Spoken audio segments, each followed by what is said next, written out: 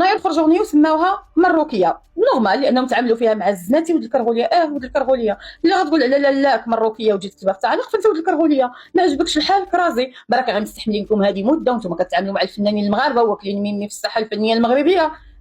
الساحه الفنيه في بلادكم ميته اولا ما كتجيبش الثمن. في المغرب كيدفعوا اكثر، تماك الدينار طايح اكثر من سراولكم، وبزاف كتلصقوا فينا كيلحم الراس اخ منه وعيني فيه. ولاد بلادكم يضلوا يسبوا فينا وانتم جايين هنايا واكلين الرزق ومغمضين عليكم عينينا. دوزام قال لك فناير يحتفلون بالمراه المغربيه. لا لا يا اختاه، يحتفلون بالمروكيه اللي كيقصدوا بها اهل بيتهم، يعني امهاتهم نسائهم اخواتهم بناتهم هما اللي كيقصدوهم بالمروكيه وداروا عليهم الاغنيه. ايوا الفناير بدنا نحترموكم، ولات عندكم عاديه تقولوا على بنات بلادكم مروكيه. وسيروا دابا شوفوا التعاليق ديال المغاربه. بنادم راه ما بقاش كيتساهل مع بحال هاد الامور. كنا نميكو كندوزو مع صحاب خوا وما سورتو في الامور الفنيه وداكشي كتقول دوز، ولكن دابا لا، اي حاجه دارت كتحسب عليك. بالحق يمكن نتوما ما هامينكمش التعاليق ديال المغاربه، غيهمكم دابا خوتكم الجداد الشاشيرين حيت غتعجبهم الاغنيه وغادي يبارطاجيوها لكم. والمهم هو نسبه المشاهدات ماشي نسبه محبتكم عند المغاربه. ونرجع نقول لك سميتها لالاكم المغربيه. والاخوان هاد الزناتي راه ماشي اول ولا اخر واحد، راه كاين منهم عدد وكيخدموا في بزاف د المجالات اللي عندها علاقه بالسوشيال ميديا وهذا هنايا في المغرب، ومنهم اللي كيتعاملوا مع اصدقاء ديالي.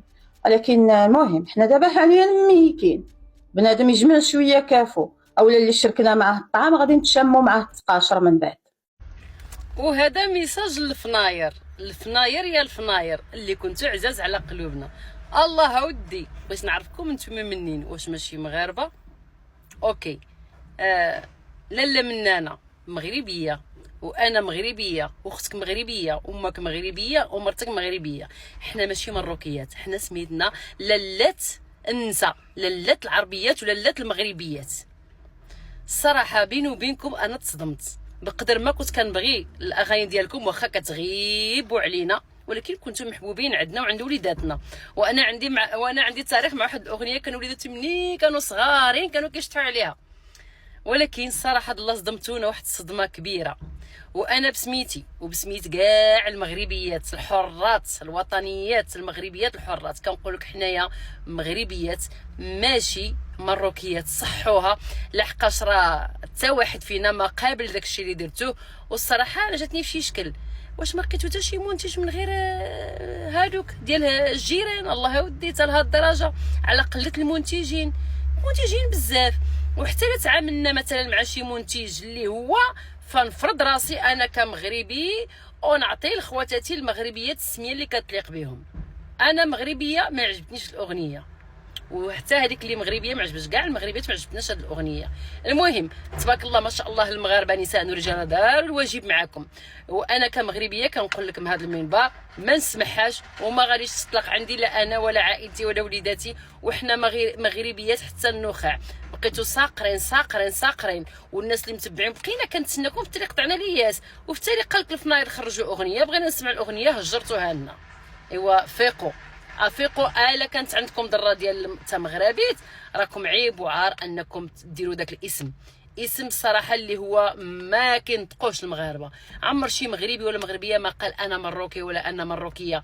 حنا سميتنا مغربيات ونفتخر بمغربيتنا وبكلامنا وبلغتنا وبكل شيء لنا. وداك الشيء اللي كيجي هذيك المروكيات راكم عارفين شكون اللي باش ما نكونوا متفاهمين كيقولوها الجيران وكيقولوها بواحد الحسد وواحد الحقد، ما كيقولوهاش نيشان لحقاش العرب الدول الاخرى العربيه كتنعتنا بالمغربيات، اما المروكيات هي واحد الكلمه عندهم كيقولوها استهزاء بالمغربيات اللي حنايا للياتهم. واش فهمتوا؟ وكنتمنى انكم تفيقوا، كنتمنى انكم تخرجوا تعتذروا للمغاربه.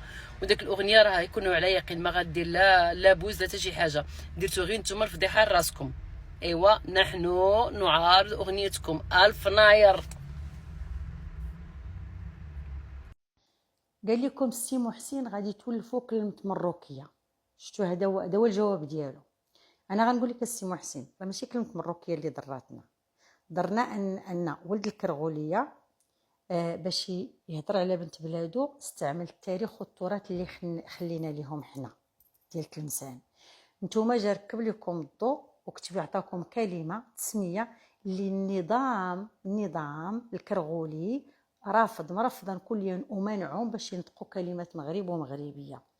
وهذا هو فين كاين المسألة اللي ربما ما فهمتيهاش من المغاربة والمغربيات. لهذا انا كنقول له وركب لكم الضوء، حنا غنضربوا لكم الطر. اي مغربيه ومغربي من ابونين عند الفناير وما حيدش لابونمون يعرف بان هذا السيد كيتحداك بانك ما قدتيش تواجهه لا في انستغرام لا في يوتيوب. ومن غير ذلك بالامكان حتى تسيناليو الفيديو وما كاينلاش ديروا ليه البارطاج ولا تصنتوا ليه. تحياتي.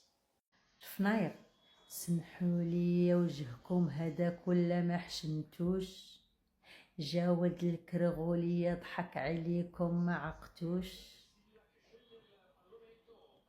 زعما حنا هذيك كلمات جو سوي لالك مغربيه كان صعيب علينا الحروف الابجديه ديالها نطقوها، ولا خفتو ما تلقاوش القافيه للكلمات. لالاك مغربيه، مولات اللبسه البلديه، قفطان تكشيطه وكسوه وجديه. جا ضحك عليكم ولد الكرغوليه استعمل كلمه اللي حنا كنحاربوها هذه السنين من الصباح حتى العشيه. اش غادي نقول لكم؟ لا موسيقى لا كلمات، والمشكل في هذا الشيء كله ضحك عليكم ولد الكرغوليه. واسفا وفينا الحباب، هذا الموضوع بايخ، ولكن انا اعتبروني حمار، اعتبروني ما عرفتاش واش هذا المصطلح هذا كاين في شي لغه هادي، واش كاينه في شي لغه. انا كنعرف بالانجليش كيقولها مروكن، بالفرنسي كيقولوا على المراه المغربيه كيقولوا لها ماروكان، بالنرويجيه ولا سكندنافيه ولا الهولنديه كيقولوا ماروكانسك. ولكن هذا المصطلح هذا شكون اللي كيقولوا علينا حنايا؟ هوك هادو كتعرفوهم، واحد الجروب ديال الدقه المراكشيه بلباس عصري واحتراماتي لموسيقى الراب والهيب هوب بصفه عامه. هادو موسيقى راكم عارفين. شوف راه الدقه المراكشيه راه عزيز علينا، بغيتي تصنت داكشي ديال تاك سكات كاتاك تاك سكات كاتاك، هادو راه منهم، فهمتي؟ هادو غبروا وجلسوا جلسوا وجابوا لنا واحد التيتر اللي سماوه مروكيه، وحنا كنعرفوا شكون اللي كيقول علينا حنايا مراركه والمروكي، فهمتي؟ يعني هادو ماشي معانا مع غانا، هذا هو الفهم ديال هادو ماشي معانا مع غانا. ها انت القافيه، ها انت ياك بغيتي في القافيه ديالك مغربيه، ها هي مغربيه وديرها في القافيه صاحبي. وهادو زعما الناس قارين كنقولوا واخدين وسام من عند الملك وزيد وزيد وزيد وطيحوا في هاد اعتبروني حمار. انا ما كنعرفش، انا شو الله يعاون. غضب شديد للشعب المغربي على مجموعه فناير. حنا نتوما يا الفنانه، حنا اللي كنطلعوكم، وملي ما كتبقاوش تحترمونا وملي ما كتبقاوش تقيموا بلادكم وتحترموا بلادكم ولاد بلادكم، انا داك صافي ما كتبقاش قيمتكم عندنا. مجموعه فناير شنو دارت؟ خرجت واحد الاغنيه كما بعدا تشوفوا الخبر. هل وقعت فناير فعلا في فخ مؤامره جزائريه كرغوليه، ستروليه على كرغوليه، في الاغنيه ديال مروكيه تفجر غضبا شديدا وسط مطالب بالحذف والاعتذار.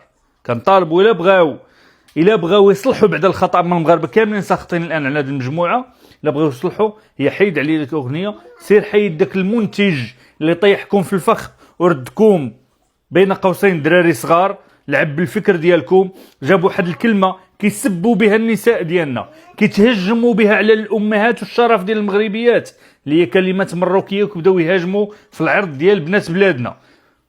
شد هذاك المنتج اللي عندكم اللي هو من اصل جزائري وعطاه لكم، وانتم ما فهمتش واش تحطوا في الفخ واش قالب او لا انتم عارفين وبغيتوا ديروا بها البوز، زعما احنا نستفزوا المغاربه وكذا باش الاغنيه يرجع عندنا التفاعل وكل شيء يسمعها وكيفاش مروكيه والناس تدخل تقلب، وتلعبوا على هذه النقطه هذه اللي ما عادت ما كنظنش لان يد الحنه وكذا، ودويتوا على المغرب شحال الاغاني ديالكم زوينين. واحد الوقيته كنتو جيتوا امام جلاله الملك في مراكش في 2020 وغنيتوا واحد الاغنيه امام جلاله الملك. يعني ما نظنش انكم تكونوا تامرتوا ولا شي حاجه، ولكن كنظن بانكم طحتوا في الفخ ديال داك الجزائري الكرغولي اللي عندكم في الانتاج، اللي هو خلاكم درتوا هذه الكلمه ديال مروكيه.